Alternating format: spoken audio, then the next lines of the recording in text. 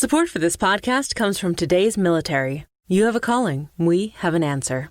Finding your purpose can mean following a different path, and that can be intimidating, but also rewarding. Consider the unexpected by looking at today's military. You have a calling. We have an answer. Learn more at todaysmilitary.com. Man, this story introduced me to horror before I started reading Stephen King, which I started reading right after the first time I heard this story. It was probably 5th or 6th grade, sure, sometime around Halloween, that one of my primary school teachers introduced me to Edgar Allan Poe. It was some class assignment supposed to be spooky, and she had us read The Telltale Heart. And I was like, holy shit. This is some dark and twisted shit. So to close out the Spooktacular for 2019 for our Patreon Pod Pals Extra, I give you a dramatic reading of Edgar Allan Poe's The Telltale Heart. True. Nervous. Very, very dreadfully nervous. I had been and am. But why? Will you say that I'm mad? The disease had sharpened my senses, not destroyed, not dulled them. Above all was the sense of hearing acute. I heard all things in the heaven and in the earth. I heard many things in hell. How then am I mad?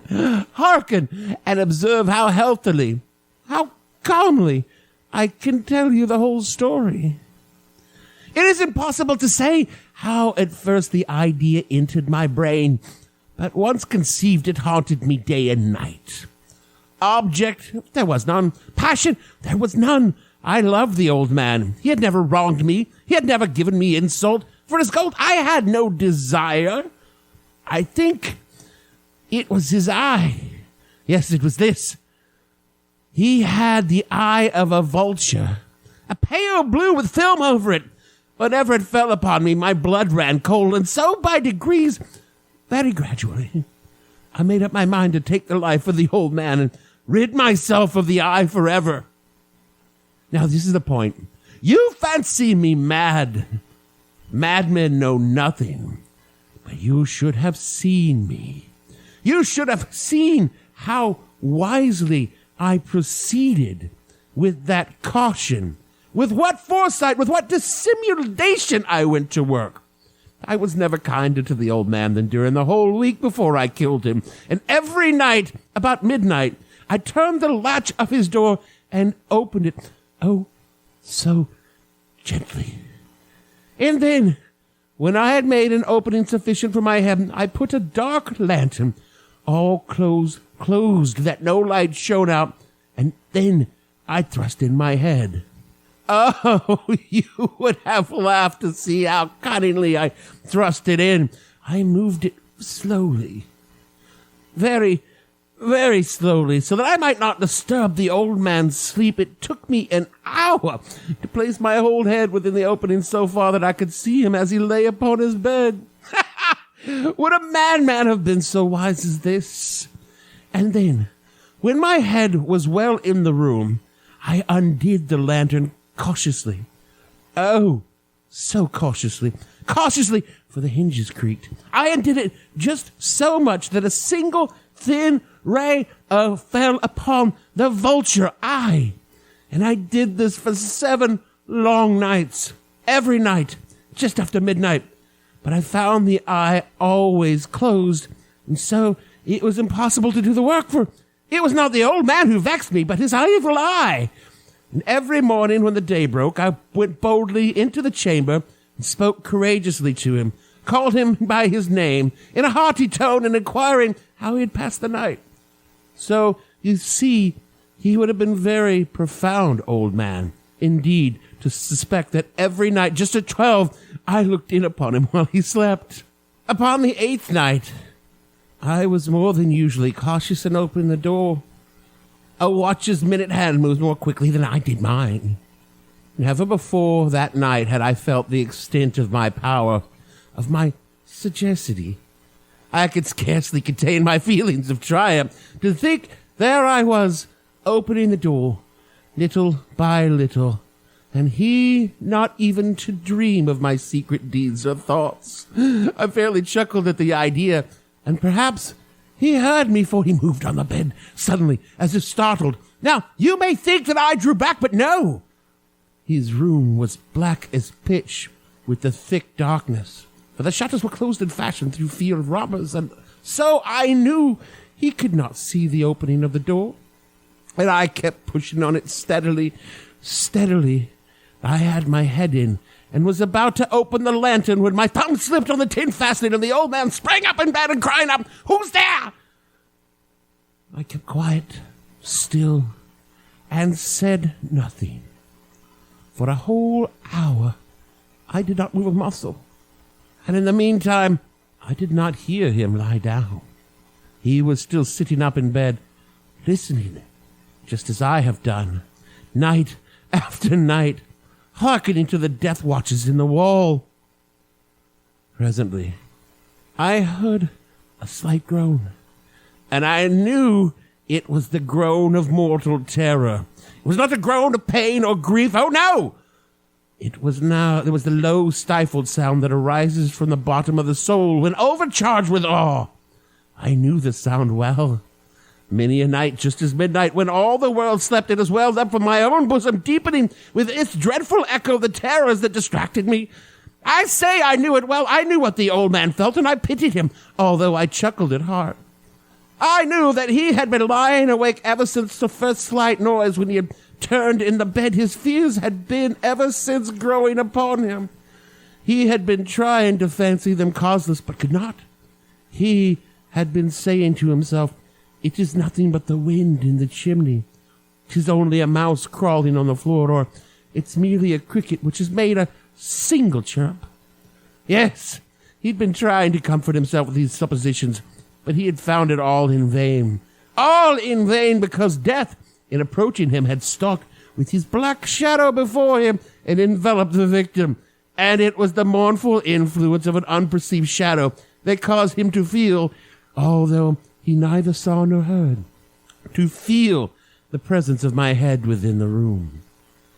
When I had waited a long time, very patiently, without hearing him lie down, I resolved to open a very, very little crevice in the lantern. So I opened it. You cannot imagine how stealthily, until at length a simple dim ray, like the thread of a spider, shot forth from out of the crevice and fell full upon the vulture eye. It was open, wide open, and I grew furious as I gazed upon it. I saw it with perfect distinctness, all dull blue, with a hideous veil over it that chilled the very marrow of my bones. And I could see nothing else of the old man's face or persons, for I had directed the ray as if by instinct precisely upon the damned spot. And have I not told you that what you mistake for madness is but an over-acuteness of the sense? Now, I can say there came to my ears a dull, quick sound, such as a watch makes when enveloped in cotton. I knew that sound well, too. It was the beating of the old man's heart. It increased my fury as the beating of a drum stimulates a soldier to courage. But even yet I refrained and kept still. I scarcely breathed. I held the lantern motionless. I tried how steadily I could to maintain the ray on the eye. Meanwhile, the hellish tattoo of the heart increased. It grew quicker and quicker and louder every instant. The old man's terror must have been extreme. It grew louder, I say louder, every moment. Do you mark me well? I have told you that I am nervous, so I am. And now, at the dead hour of the night, amid the dreadful silence of that old house, so strange a noise as this excited me to uncontrollable terror. Yet for minutes longer I refrained and stood still, but the beating grew louder. I thought that the heart must burst, and now every new anxiety seized me. The sound could be heard by a neighbor. The old man's hour had come. At a loud yell, I threw open the lantern and leapt into the room. He shrieked once, only once. In an instant, I dragged him to the floor and pulled the heavy bed over him. Then I smiled gaily to find the deed so far done. But for many minutes, the heartbeat beat on with a muffled sound. This, however, did not vex me. It would not be heard through the wall. At length, it ceased. The old man was dead. I removed the bed and examined the corpse. Yes, he was stone dead. I placed my hand upon the heart and held it there many minutes. There was no pulsation. He was stone dead, and his eye would trouble me no more. If you still think me mad, you will think so no longer when I describe the wise precautions I took for the concealment of the body. The night waned, and I worked hastily but in silence. First of all, I dismembered the corpse. I cut up the arms, the legs, and then I took 3 planks from the flooring of the chamber. I deposited all between the scantlings. Then I replaced the board so cleverly, so cunningly, that no human eye, not even his, could have detected anything wrong. There was nothing to wash out, no stain of any kind, no blood spot, whatever. I had been too wary for that. A tub had caught all. And when I had made the end of these labors, it was 4 o'clock. Still dark as midnight as the bell sounded the hour. There came a knocking at the street door, and I went down to open it with a light heart.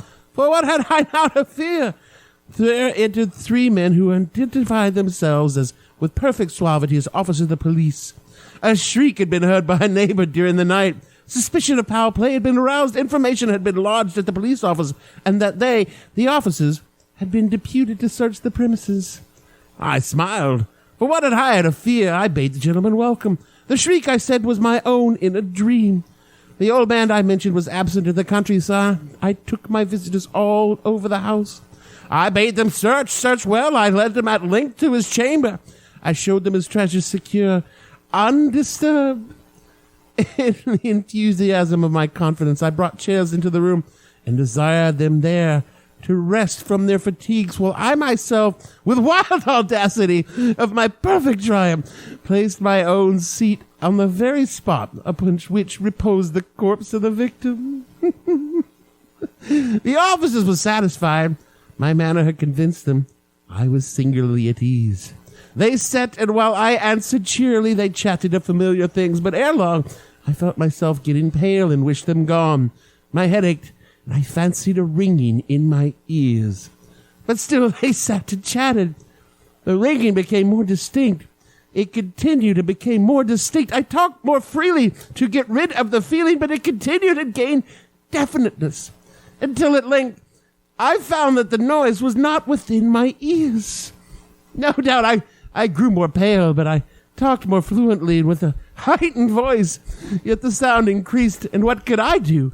It was a low, dull, quick sound, much such a sound as a watch makes when enveloped in cotton.